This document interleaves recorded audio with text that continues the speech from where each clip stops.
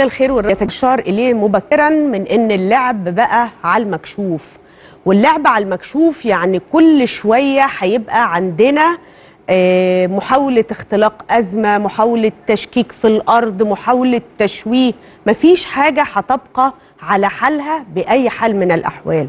علشان كده لازم نفتكر مع بعض إن في اللعب اللي على المكشوف ده لازم نبقى واخدين بالنا إن العين هنا هتكون على القائم على عملية التغيير، لأنه وفقا للدستور هو قدامه 4 سنين، والدستور ما بيديش الصلاحية للتجديد ده.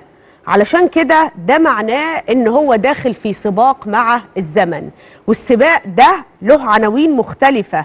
لو كان في الفترة الأولى عنوان السباق ده هو تثبيت دعائم الدولة المصرية اللي الحمد لله نجحنا في إنجازه، لو كان تاني المهام اللي أعطاها لنفسه هو إطلاق بنية تحتية قابلة للبناء عليها، لو كان ثالث المهام هو تعامل مع القطاع الشبابي، أخطاء التعليم وأخطاء أنماط الاستهلاك وانشغال الأسرة خلته غير جاهز إنه يكون في مشهد إدارة الدولة المصرية. فده معناه ببساطة شديدة إن هذا الرجل الذي يسابق الزمن الآن يعلم تمام العلم إن الأمور بها أمور كثيرة جدا. علشان كده كان لازم يبقى أول المعاني اللي بيقف عليها واللي بيقولها هو إزاي يتم التعامل مع مفهوم الدولة الوطنية، إزاي نقول لشبابنا ونعلم شبابنا هذه القيمة، الدولة الوطنية، الدولة الوطنية المصرية ودوائر الأمن القومي المصري، إزاي يتم العمل بيها وعليها، وإزاي نشاور لولادنا عليها علشان نسد الفجوات. طيب يا ترى كل ده والسباق ده اللي بيقول إن الولاية التانية التي لن تبدأ قبل 2 يونيو القادم، علشان ده هو المساحة الدستورية، بتنتهي ولاية بيأدي الولاية التانية، ده معناه إيه؟ ده معناه الحقيقة إنه الخناقة شغالة ما بين عناصر القوة للدولة المصرية اللي هي كتلتها السكانية 100 مليون، وأيضا عناصر الضعف داخل الدولة المصرية هي أيضا 100 مليون. لأن القوة اللي في حضراتكم، القوة اللي في ظهير الدولة، القوة اللي في الشعب المصري، إما أنها تكون قوة إيجابية أو تتحول في جزء منها يجرجر باقي الكتلة علشان يتحول لعامل من العوامل السلبية وإضعاف الدولة المصرية. علشان كده لازم ناخد بالنا كويس قوي هو اللي بيحصل عندنا ده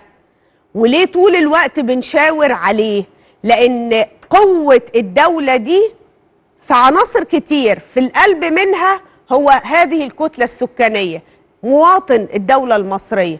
طب مواطن الدولة المصرية اللي عدده 100 مليون ممكن يبقى قوة إيجابية وأحيانا بياخدنا لقوة سلبية. طيب علشان نشوف إزاي ده ممكن يكون قوة سلبية لازم نفتكر كل اللي عشناه عن طريق السوشيال ميديا واللي ممكن ياخدنا لأي مساحة وأي حاجة. إزاي بيبقى حدث صغير بعد كده شأن كبير، إزاي مجرد تسجيل من أي حد ما نعرفوش ولا نعرف هو مين ولا واقف فين ممكن ياخد مساحة كبيرة جدا. علشان كده وإحنا بنشاور على مشهدنا اللي طول الوقت بنتكلم عليه إنه بيعيش لحظة الضغوط الداخلية والخارجية، لازم يسترقوا حدث من الأرض ويتم ترويج هذا الحدث وإزاي نشتغل عليه.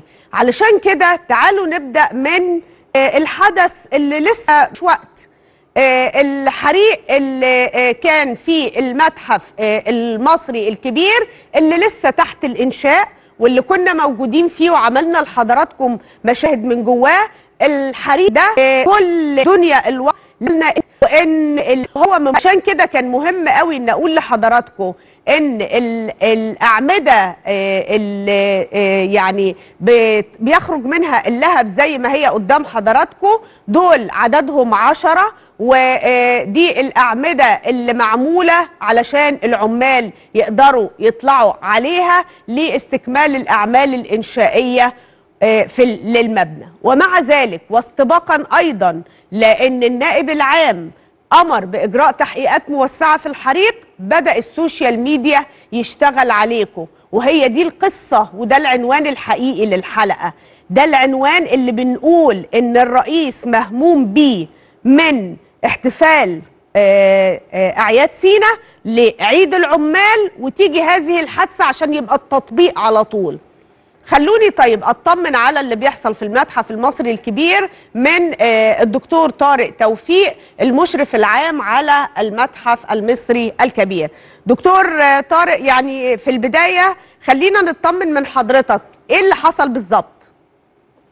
الحمد لله. اولا احب اطمن الساده المشاهدين سواء على مبنى المتحف او على الاثار، وفي المقام الأول على كل العاملين وكل من شارك في إطفاء هذا الحريق. من جهة أخرى، الحريق شب في زي ما قلتي السقالات الخارجية في الواجهة الخلفية للمتحف، والنار امتدت إلى المادة العزل على الواجهة الخلفية. وفي الحقيقة المادة العازلة قامت بدورها بعزل الحريق عن المبنى، فبالتالي الحمد لله رب العالمين المبنى نفسه لم يتعرض لأي سوء. النيران لم تمتد إلى داخل المبنى، وهناك فقط بعض الخسائر في الواجهة الخارجية، خسائر سطحية بسيطة. فالحمد لله رب العالمين الحدث لم يكن رهيب، وتم احتوائه لسرعة استجابة كل الجهات المنوط بها التعامل مع مثل هذا الموقف في الدولة. وفي الحقيقة في خلال 3 دقائق كانت سيارات الإطفاء الخاصة بالمشروع موجودة في المكان وبتتعامل مع الحريق. في خلال دقائق أخرى وصلت 15 سيارة دفاع مدني للمشاركة في إخماد الحريق تماما والإجراء عملية التبريد. يمكن لغاية دلوقتي احنا موجودة عربيات التبريد عشان تؤكد ان ما يحصلش اي نوع من اعادة الاشتعال. فهناك يعني تأمين تام تم القيادات المنوطة بهذا الموضوع كلها في الحقيقة مشكورة وصلت في خلال دقائق للاطمئنان على حالة المشروع. لو قلنا يعني انتهى بالفعل إخماد النار والتلفيات، صحيح ممكن يكون لسه الحصر لم ينتهي، لكن التلفيات بتقول ان كل التلفيات دي كانت في الأخشاب وجزء بسيط من الواجهة. بالظبط كده، بالظبط كده. الحمد لله يعني ما فيش أي معدات أيضا حدث لها شيء. المبنى نفسه لم يتعرض لأي خسائر حقيقية. فالحمد لله الحريق كان محدود وتم السيطرة عليه تماما، والجهات المنوط بها التحقيق هتشوف من هو المتسبب في هذا الحريق. ولكن التجربة أثبتت أن الحمد لله بنستطيع أن احنا نتعامل مع الموقف سريعا. طرق لسيارات الإطفاء كانت مفتوحة تماما. كل الاتصالات وكل طيب دكتور طارق، ده معناه ان العمل مستمر بايقاعه العادي؟ يعني بكره هيبقى فيه فترات التشغيل والكلام ده كله تمام؟ تماما تماما. العمل حتى النهارده بعد الحريق لم يتوقف. يعني العمل النهارده استمر في الموقع بعد الحريق، بل وحتى منذ دقائق كان هناك زيارة لوزير الخارجية الفرنسي لتمثال رمسيس داخل المبنى. وزير الخارجية الفرنسي موجود كان في المتحف منذ قليل؟ في المتحف منذ دقائق. تمام. يعني مفيش أمان أكتر من كده. أنا بشكرك وبنتمنى لكم كل التوفيق، وبالتأكيد العمل كمان درجة الحرارة كانت مرتفعة ووارد جدا يكون يعني مجرد سيجارة. مش هنستبق التحقيقات، لكن انا بتمنى لكم كلكم وللعاملين طبعا السلامه وللمكان، لان ده هيكون عنوان بارز لوجه مصر القادم. بشكر حضرتك شكرا جزيلا الدكتور طارق توفيق المشرف العام على المتحف المصري الكبير. طيب يعني وزير الخارجيه الفرنسي موجود في المتحف والسوشيال ميديا شغاله. كل الدنيا بتقول ان التلفيات لم تعيق عملية لا الإطفاء ولا العمل، والدنيا كانت شغالة. علشان كده قلت لكم في المشهد الكبير اي حدث زي ده على طول حد هيطلع منه جملة، ويا ريت ناخد بالنا من اللي بيطلعوا الجمل، لان اي حد لو عملها لمجرد اللعب او حسن النية ده هيحط الصورة، وزي ما نكون احنا كده بنقدم الحطب للنار، علشان الناس دي اللي قاعده مستنيه ازاي تسرق منكم الفرح، ازاي تقتل الامل جواكم، ازاي تقول وتشعركم ان لا شيء يحدث. ليه لازم عينيكم تفضل طول الوقت مش شايفه غير ان احنا في المرحله الاقتصاديه احنا بندفع الثمن؟ ما احنا مصر، هي مصر حاجه غير ناسها؟ هو اللي بيحصل ده مش هو ده المشهد الكبير؟ علشان كده قلت لكم ان السباق اللي حاصل من القائم على عملية التغيير هو عارف كويس جدا ان لم يعد هناك وقت، وان الوقت اللي كان فيه فترة الولاية الأولى بيسمح للرسائل أن تأتي ضمنا، لن يكون هناك فرصة إنها تتقال بشكل ضمني، وإن في كل اللي جاي هيبقى الكلام مباشر جدا وهيتقال للكل بلغة مباشرة. علشان كده كان لازم يستوقف بين السطور اللغة اللي اتكلم بيها عن الشعب، عن دورنا، عن ال100 مليون اللي ممكن يبقوا ظهر وممكن يبقوا انهيار، لأن في تجربة كل المحيطين بينا كان المحور كده. علشان كده بدأت مع حضراتكم بأن انتوا إما هتكونوا النعمة للجغرافيا اللي اسمها مصر أو النقمة للجغرافيا اللي اسمها مصر، وكل إنجاز بيتم لازم يبقى ليكوا وبيكوا والشكر ليكوا، وأي شيء معيب هيتم كمان إحنا الجزء الأساسي فيه. علشان كده ما كان يتم في الولاية الأولى ضمنا لن يكون في الولاية الثانية، والحكاية بدأت من إن لديه ما لا يستطيع أن يقوله بشكل مباشر وصريح عندما تحدث في الاحتفاء باستعادة سيناء. المسألة مش مجرد احتفاء، ده المسألة تأكيد بعدم عودة مشهد 67. يعني هل لديه من المعلومات ما يجعله قلق من ان بعض الدوائر التي عادت علشان تستخدم جزء من ال100 مليون علشان تشق وحدة الصف المصري؟ ربما، ما عنديش معلومة، لكن واضح جدا لانه في احتفالية عيد العمال يعيد على التأكيد ان المسألة بيكو وفي ايديكو، وهي رهن بيكو انتوا، لا بالجيش ولا بالشرطة، ده بالشعب المصري وبال100 مليون.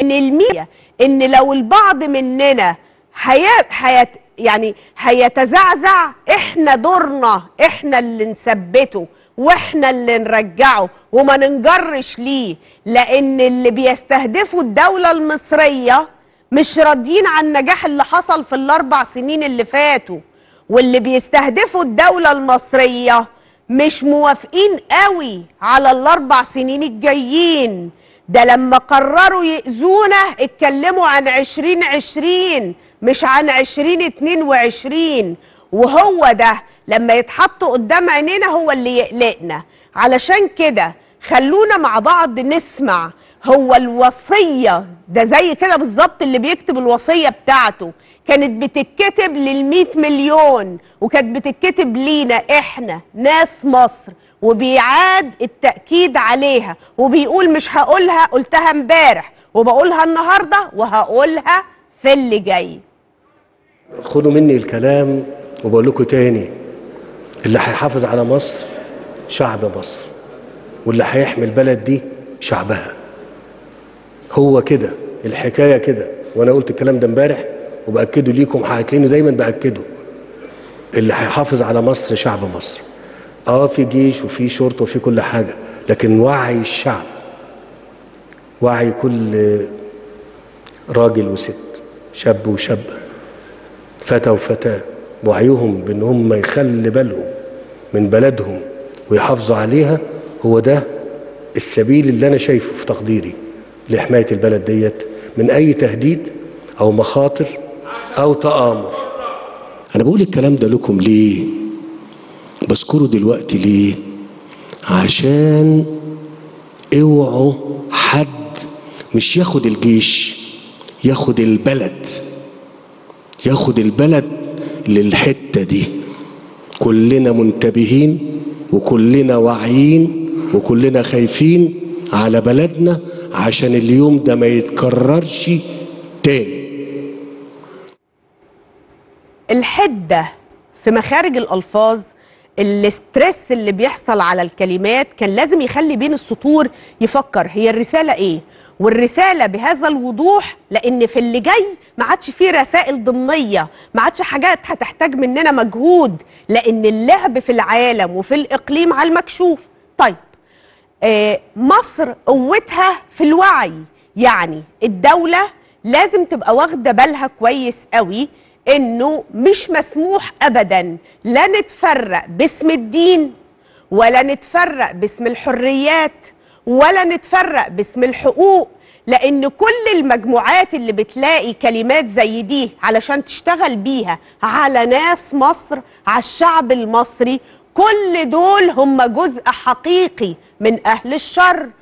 كل دول بيجروا ناس مصر علشان تبقى بدل ما ال100 مليون يبقوا قوة، يبقوا وبال على الدولة. والتأكيد كل شوية على المعنى ده لازم يخلينا ناخد بالنا كويس قوي. لو كانت المدة الدستورية اللي بتاخد ال4 سنين مش هيبقى مطلوب ان نسلمها للي يجي بعد واحنا لسه بنعيد على نفس الأسئلة وبندرس نفس القيم. علشان كده لازم ناخد بالنا كويس قوي، احنا ظهير الدولة، احنا ناس مصر، اما ان احنا هننحاز لدولة جادة، دولة قانون، او نقرر ان احنا ندي المجال لهؤلاء او للمنظرين اللي بيتكلموا في المدرجات ومش قادرين ينتجوا طلبة بكفاءة عالية انهم يرجعوا لنا دولة المحاسيب. والدولة الجديدة، دولتنا اللي اعلنا انحيازنا ليها، دولة 3/7، عمالة تواجه، لان سياستها هي المواجهة، ما عندهاش فرصة تتجمل. علشان كده الدولة دي مصرة انها تبقى دولة قانون. يعني لو سألتكم ايه رأيكم في اللي حصل في منطقة دار السلام، مجموعة من المصريين بيتعدوا على أملاك الدولة، لكن دولة 3/7 هي دولة القانون. فبيدخل المعول ده لو بانت الصورة انه هدم، ان هو في الحقيقة بناء، لان في دولة بعمل الغلط بيقف عليه يقول هو عليه. ان مصري يبقى ايده وانحيازكم انتم لن يبقى الا القانون. لن تكون مصر الدولة التي نحلم بها الا اذا تعاملنا بجدية. علشان كده طيب ازاي ممكن المجموعات اللي بتشتغل دي كلها تشتغل مرة باسم الدين، مرة باسم الحريات، واحيانا كمان باسم الفوضى، علشان بتشتغل علينا احنا ناس مصر، بتشتغل علينا علشان تطلع من جوانا الأنانية الفردية. كل واحد ما يهموش غير نفسه، كل واحد بيبص على مكاسبه هو، كل واحد جوانا، جوه كل واحد فينا الشعور ده، الأنانية، المهم أنا. مين اللي هيقاوم الشعور ده؟ اللي عنده مكارم أخلاق. ومين اللي مش هيقاومه؟ هيكمل. علشان كده هفكركم كويس، ما هي المعادلة هي الجملة الأولانية، إما ال100 مليون يبقوا نعمة وإما يكونوا نقمة. طيب واحنا بنستدعي دولة المشهد ده، فاكرين اللي حصل في جزيرة الوراق اللي فيها تعديات زي اللي في دار السلام؟ فاكرين ازاي الشغل اشتغل علشان تبقى الحكاية أكبر بكتير من إن دولة القانون بتقوم بإنفاذ القانون؟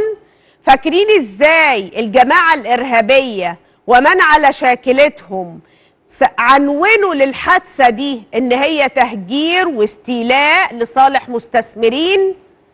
اوعوا تفتكروا إن دولة القانون غايبة، لا، دولة القانون موجودة، والحكاية لا في دار السلام ولا في الوراق اللي الإخوان عملوا منها موضوع وعملوا منها بث مباشر، لا، ده الحكاية كمان موجودة في مثلث ماسبيرو اللي لم كل الأنانيين والانتهازيين. في مثلث ماسبيرو في السكان الأصليين اللي موجودين ودول متسجلين. طب اللي بيبيعوا علشان يقبضوا بسرعة لانتهازي جديد دخل واشترى وبيستثمر في الشقق، مش واخد باله انه بيستثمر في اموال المصريين، مش واخد باله انه بيسرق حق ابنه وحق مراته اللي بتاخده في الطريق. انتوا عارفين ما هم دول اللي بيخشوا جوه اي منطقة فيها وجع ويتاجروا، مرة المتاجرة بالألم ومرة بالدم ومرة بالشقق اللي لازم تتهدى علشان ياخد هو البديل والتعويض. يعني الكل بيشتغل ولسه جوانا شوية دود.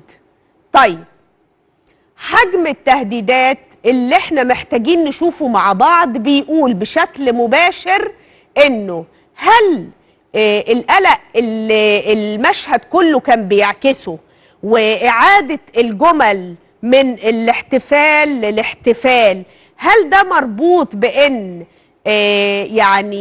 أدوات الإنتاج بتاعتنا عيد العمال ده والمؤسسات اللي بتحمي البلد من جيش وشرطة، ولا مربوط بينا إحنا كمان؟ يعني علشان نفهم اللي بيحصل قدام عينينا لازم ناخد بالنا كويس من المشهد اللي هتشوفوه. المشهد ده اللي كان في تونس، الدكتور الجيوشي وهو موجود في تونس بيمثل وزارة التربية والتعليم اتفاجئ بأن الخريطة اللي بيقدمها المتحدث باسم جنوب أفريقيا بتتكلم على أن جغرافية مصر في 2020، ما قلتش 2022، قلت 2020. في الخريطة اتشال اسم مصر واتحط اسم إسرائيل، وكانت المسألة مش ممكن تمر مرور الكرام. الدكتور الجيوشي اعترض، والاعتراض لم يلقى اهتمام من المتحدث باسم جنوب أفريقيا. طيب هو ده ممكن كان يعدي؟ لا. لما أصر الدكتور الجيوشي الدولة التونسية المضيفة لهذا المؤتمر اعترضت، فالحكاية ما انتهتش اطلاقا، ما انتهتش. ليه؟ هو ال4 سنين بتوع الرئيس ينتهوا امتى؟ في 2020 ولا مصريين؟ واخدين بالكم؟ طيب وجنوب افريقيا بتقدمها من دلوقتي ليه؟ علشان تغذي المجموعات اللي مننا فينا، عشان تديها امل، لان احنا عاملين لها هزيمه كبيره قوي عشان تبدا تشتغل تاني، تتحمس، بتعمل عمليه حشد. اللي بيخليني اقول كده ان جنوب افريقيا دي نفسها اللي اشتغلت ضدنا في 30 يونيو بكل المظاهرات اللي طلعت هناك علشان تشتغل ضدكم، ضد ارادتكم، ضد ثورتكم، ضد دولة 3/7. المشاهد اللي حضراتكم شايفينها دي هي المشاهد اللي كانت موجودة في جنوب أفريقيا اللي أنا لسه كنت بتكلم عليها. واللحظة اللي قدام حضراتكم دي بتقول ان جنوب افريقيا تيجي في تونس علشان تعمل اللي انا شرحته؟ ليه؟ And thus illustrates a lot of the ignorance, of course, that still exists about our continent. He's not... Where we have a map for Africa? Can you put it back, please? Okay. Instead of Egypt, you put Israel to be announced by 2020. This is unacceptable. And you have to remove it right now.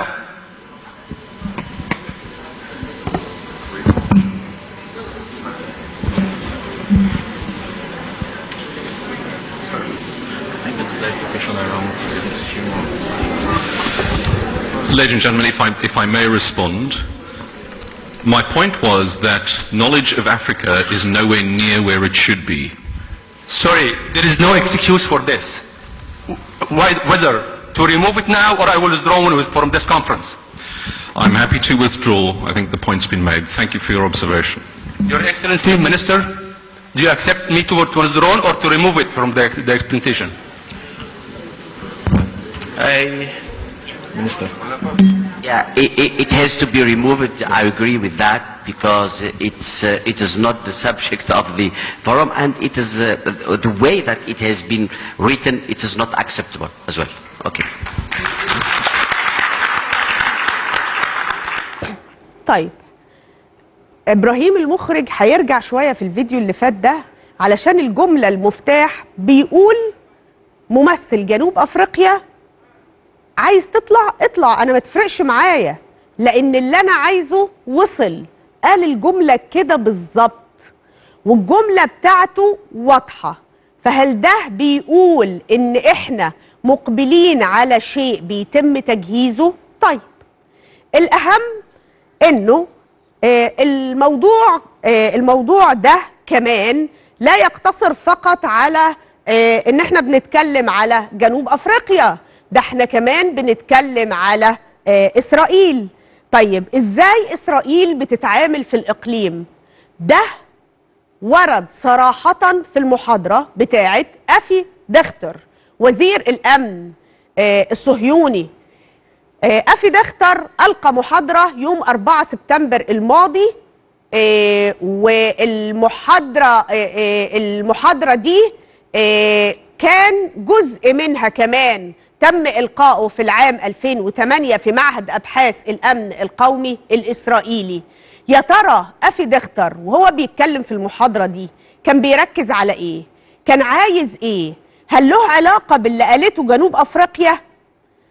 أفي دختر اتكلم وقال إنه يجب إضعاف الدول العربية الرئيسية بشكل عام واستنزاف طاقتها وقدرتها، ويجب تعظيم قوة إسرائيل وإعلاء كل فرصها علشان تكون قادرة على مواجهة خصومها في الإقليم.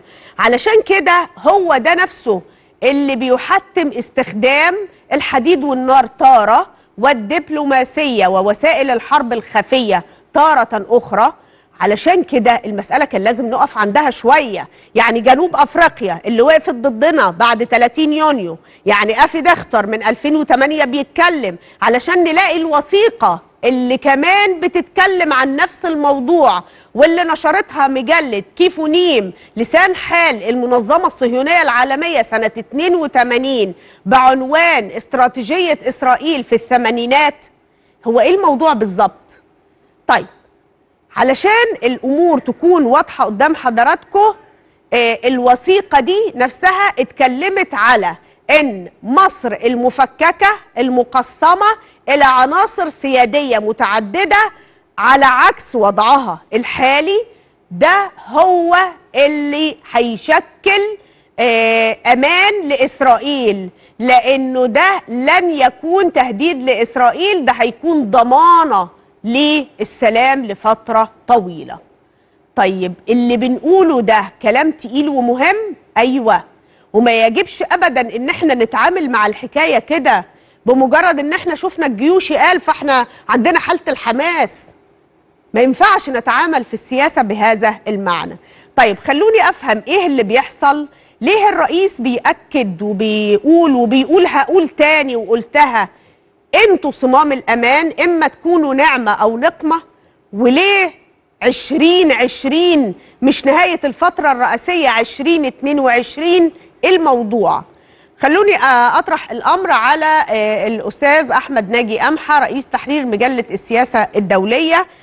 يعني خليني أستوضح من حضرتك التنبيه والتحذير اللي بيطلق الرئيس سواء في يعني احتفائنا بعودة سيناء أو في عيد العمال، وبيقول هيقولوا مرارا وتكرارا، وفجأة كل الأمور بتترتب. جنوب أفريقيا بتتكلمنا عن خريطتنا في 2020، وبشوية مجهود بنكتشف ان افي دختر قالها في الثمانينات وبعدها كسوفيم تقولها كمجلة. اللي بيحصل؟ مساء الخير على حضرتك وعلى الساده المشاهدين. استاذ اماني، وشكرا على دعوه حضرتك الكريمه. يعني خلينا نقول في الاول معركه الوعي اللي السيد الرئيس مصر عليها، وللاسف تشكيل الوعي هو المهم، وتشكيل الوعي النهارده في مصر بقى مشكله كبيره جدا.